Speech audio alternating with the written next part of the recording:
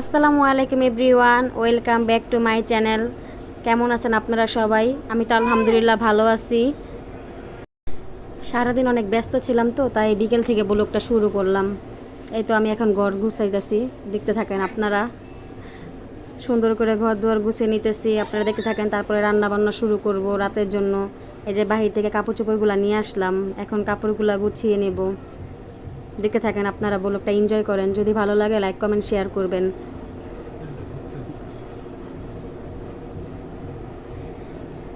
এই তো এখন আমার ফার্নিচারগুলো আমি আস্তে আস্তে করে পুছে নিতেছি। প্রতিদিন পুছলে ফার্নিচার ভালো থাকে, বেশি একটা ময়লা হয় না, তো তাই একটু আস্তে আস্তে করে পুছে পাশে নিতেছি আমি এখন।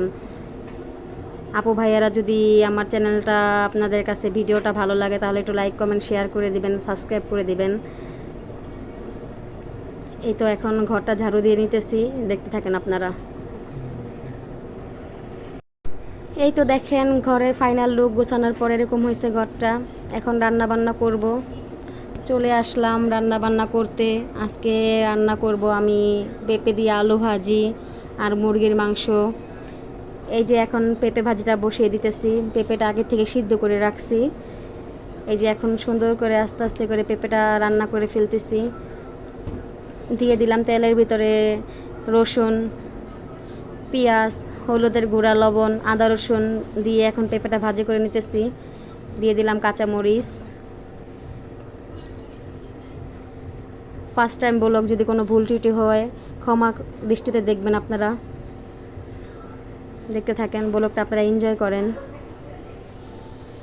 হয়ে গেল আমার পেঁপে ভাজি করা। এখন বসাবো মুরগির মাংস। মুরগিটাকে সুন্দর করে আমি আগের থেকে হলুদ আর মরিচ আর লবণ দিয়ে সুন্দর করে মেখে রাখছি। এখন পেঁয়াজটা লাল করে পেঁয়াজ আর তেলের ভিতরে যদি হলুদটা মরিচটা দিয়ে আগে করা যায় তাহলে তরকারি কালারটা অনেক ভালো আসে। এই তো এক এক করে মশলা দিয়ে দিচ্ছি। আপু, আমি কিন্তু কোনো রেসিপি করতেছি না, আপনাদের কাছে শেয়ার করতেছি, এই জন্য একটু একটু বলতেছি, কেউ কোনো কিছু মনে করবেন না। একটু মুরগির মশলা দিয়ে দিলাম। এই তো কষায় নিতেছি সুন্দর করে। তেলটা উপরে আসলে মাংসগুলা দিয়ে দিলাম মাংসগুলা। এখন একটু নেড়ে চেড়ে দেবো মাংসগুলা,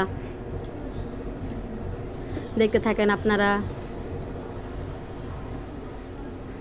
এই তো এখন একটু নেড়ে চেড়ে দিয়ে আলু দিয়ে দেবো আপু।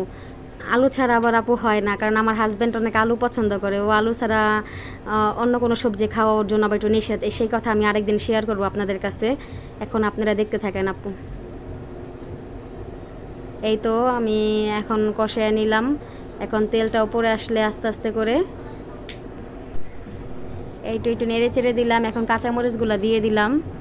এখন সুন্দর করে কষিয়ে নেব। তেলটা উপরে আসলে পানি দিয়ে দিব। আচ্ছা আপু, আমার চ্যানেলটা যদি আপনাদের কাছে ভালো লাগে, আমার ভিডিও ভালো লাগলে লাইক কমেন্ট শেয়ার করবেন আর সাবস্ক্রাইব করবেন আপনারা। তাহলে আজকে এই পর্যন্ত। আল্লাহ হাফেজ, আসসালামু আলাইকুম।